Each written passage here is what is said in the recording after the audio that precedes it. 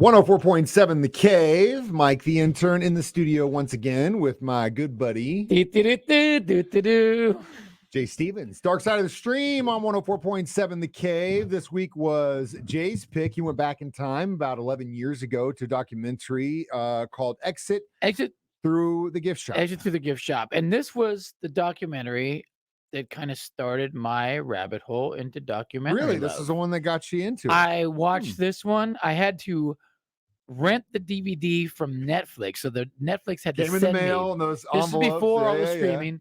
It came out, and I had heard about it because when I was living in LA, all that Life is Beautiful art show and stuff was going on. I remember passing it because I had a gig in Hollywood that I'd go to once a week, and I remember passing this whole thing, but I wasn't oblivious to what was going on and Banksy and all that.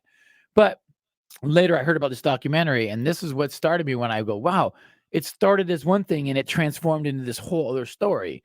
And that's what I love about documentaries, when they do that. It was kind of a lucky thing for the guy who made this movie, because he was just some dude from France living in LA. Right place, right time. And Banksy kind of got stuck here, or came in here, didn't have anybody to help him. And so they kind of got they buddied up a little bit, and he started to gain his trust, and then he became the guy to document it. Banksy is the subject of this documentary. And if you do not know, he is a graffiti artist, essentially. All of his art pieces are done in public, on public areas. It could be the side of a building, could be a fence. The fence one is probably one of his most famous ones, and no one knows who he is to this day. Supposedly no one knows who he is. Now, there have been some theories as to who he is, and we'll get into those a little bit later. But the documentary, again, like Jay said, was it was circumstance. This guy, whoever Banksy is, was stranded in LA, didn't know anybody, meets his filmmaker who had been running a vintage clothing shop.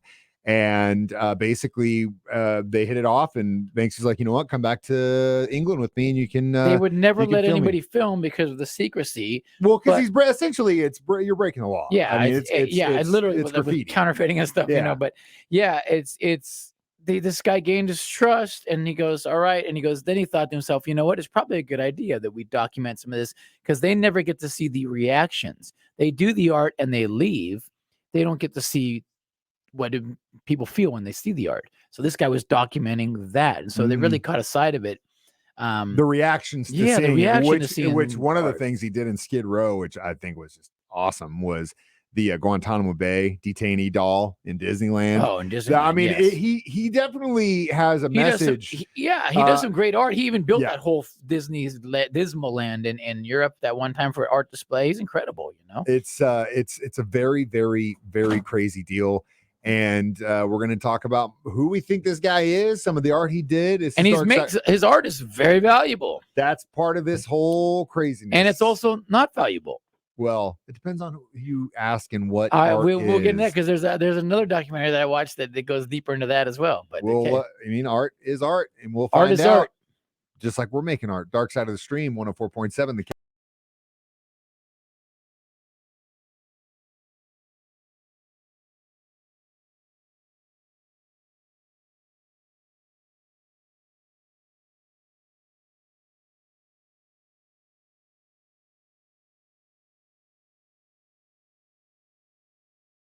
.7 The Cave. Mike the intern, Jay Stevens back in the studio. It's Dark Side of the Stream. Today we are discussing Exit Through the Gift Shop. Now, Jay and I talked about when we picked this last week that I actually have a Banksy tattoo on my leg. Jay wanted me to show it. Pull your pants down and show it. So as always, we do this video on Facebook. Always, we're so professional with this camera angle. I got to do this. Ooh, wait, are we raping? Okay, so this chick. Where? The bomb holder. Yeah, that girl. Oh, gosh, you need some lotion, dog. I got some lotion in my bag. The camera didn't really help very much, but I need to get some lotion. Sorry, Chaz. My tattoo guy's probably watching this. So Banksy does this street art. Lotion up, dude. You're destroying my work. Banksy does this street art, and it's amazing. And now it's a big cultural phenomenon. And these pieces, I got a tattoo of this stuff. These pieces sell for a lot of money. A lot of money. Huge money for this guy's art. And like art that they'll peel off of buildings where he did it, and then they'll sell this piece. Yes. So much to the point where Banksy himself made some art to put in the gallery, and then when the person bought it for a huge amount of money, it self-destructed. Remember that video? Yeah. It self-destructed. It shredded itself. Everybody's like, what's going on? It was like, its art is like, It's got a very good sense of humor and very. He likes to get reactions and incredible stuff. It's not about the money for him, I don't No, think. not at all. But the other or thing, the fame because he's anonymous. the guy who made this documentary when they did the art show, he made almost $1 million just selling it, and I think that kind of pissed Banksy off a little bit. Right.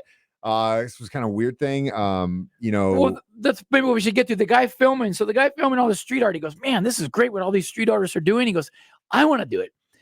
Long story short, this guy basically becomes a street artist and sells his work for millions of dollars. So then at the end, Banksy's like, "So what is art?" I mean, this guy comes along, nobody, and now he's a famous street artist. You know, it's what is art and how much is it worth? it's like my dad told me a long time ago when I was collecting baseball cards. You could say that's worth all you want to say it's worth, but until you get someone to pay for it, what you think it's worth, it's not worth anything. Same with Bitcoin and digital currency. Bitcoin, digital currency, records I own in my collection, baseball cards. Yeah, a record that shirt on my back. Yeah, a record you pay $300 for, or somebody else was. I would not even want to buy it for $1. Chet Baker box set I have, all cut from original master tapes. I think I paid $80 for it. It's worth almost $700 now.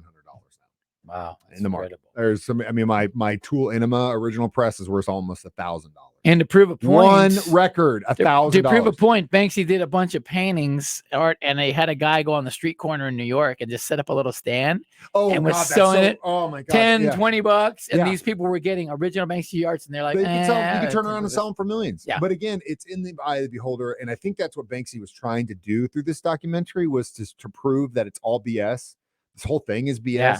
He's actually in it for the political message, what he's trying to do and what he's trying to get across. That's what I believe.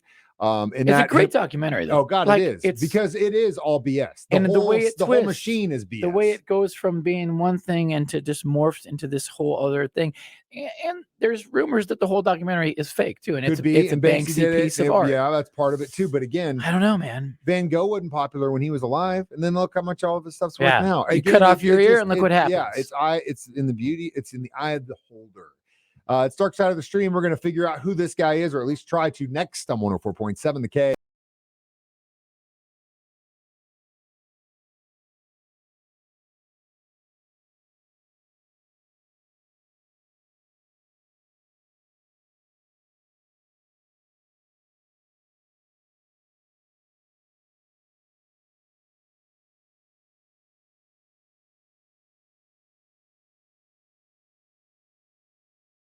.7 The K, Mike the Intern, Jay Stevens back in the studio, Dark Side of the Stream, episode number 59, discussing exit through the gift shop. Where did you watch? Or you watched it a long time ago only? I saw it several times when it came out. Because obviously I have the documentary. I wanted to refresh my memory, so I literally watched it this week, but I had to rent it from Amazon for like $1.99. So, but I figured it was worth the cause. I'm glad you did. I'll spring the $2 for the cause because I wanted to refresh it. I mean, I watched this thing literally 10 years ago, at least. Let's talk about this guy's identity. Now, obviously, he likes to remain anonymous because some of the stuff that he does is heavy vandalism, heavy counterfeiting. The biggest thought is that he is this guy named Robin Gunningham, and this was first brought up in 2008. This guy was and I guess several of his associates and former schoolmates at a school have collaborated in this, that he was into graffiti art. And they kind of some of the stuff that he did kind of correlate where he was in the time and where he would be and all this stuff. And that according to the Sunday Times, the man began employing the name Robert Banks after that, and then eventually it formed into Banksy. 2 cassette sleeves featuring his artwork from a band in Bristol actually have his signature, which match some of that stuff. So that could be him. Now, again, there also is the idea that 3D, Robert Del Naja, one of the guys in Massive Attack, is actually him. Right. That's the one I've heard. I've heard that one. Because like tour dates will correspond with where these things appear. I've also heard that the artist for the Gorillas that does all the artwork is him. I like that theory. Because it would make sense that this guy who doesn't really, he didn't make I'm sure he's made some money off of what he's done. He's, how do you got to still feed yourself? Well, you know what I mean? Here's the thing. He's making lots of money, and he has people that are the face of his operation, perhaps like the dealers, art dealers. Yeah. He knows a lot of Shepard Fairey and a lot of these street artists, they're friends. So it's amazing that he has been able to remain anonymous being in that such a high profile artist, B, financial. I mean, we're talking millions of dollars his operation makes. And when he puts on these like, hey, I went to New Orleans and did a bunch of art. Here's go find it, Or it's he'll like tweet a picture and yeah, then they'll find and it. people Yeah, will yeah. go like Yeah, and yeah. search And the check it out. cities for his Because art. again, it's performance art, A in a cultural sense. phenomenon too. Yeah, right? yeah. And way to be out of the box too. I mean, again, he could still get in trouble for defacing public property, but at the same time, it is what it is, and no one else is doing this, and everyone else that came after this is just copying what this guy started doing a long, long time ago. So yeah, we will give our reviews of Exit Through the Gift Shop and talk more about what we're going to watch next. Dark Side of the Stream on 104.7 The Cave.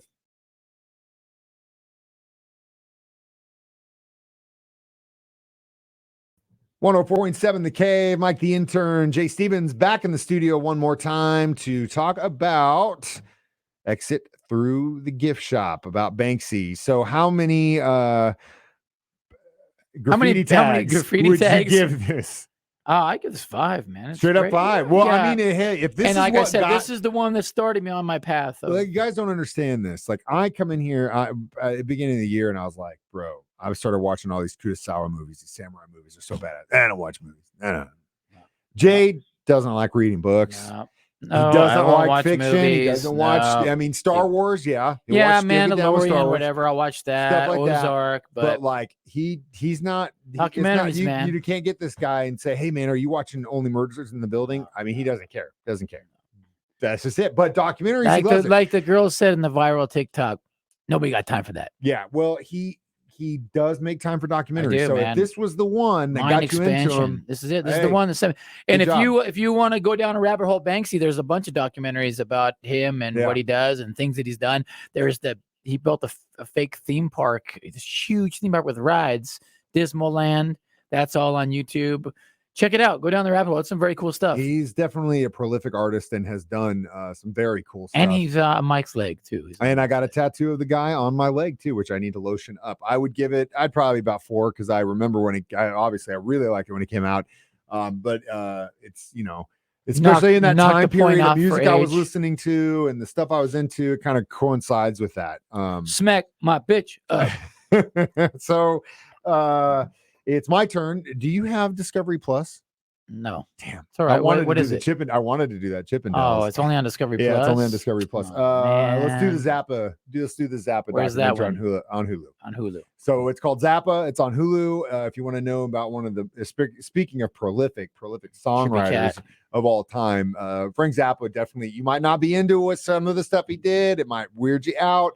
But I just noticed it looks like you are literally on top of the camera, and I'm way far away. And I don't even have my light on. We didn't even turn the light on the whole time. We gotta do the whole thing again. No. It's too late for that. Well, I'll tell you right now, I think you look great. Your homework assignment for next week, Dark Side of the Stream. Zappa on Hulu. As always, you can stream us on Facebook every Thursday at 9 a.m. And you can listen to these as a podcast on our 104.7 The Cave app. What is art? We don't know. We just play music, and we're here on 104.7 The Cave.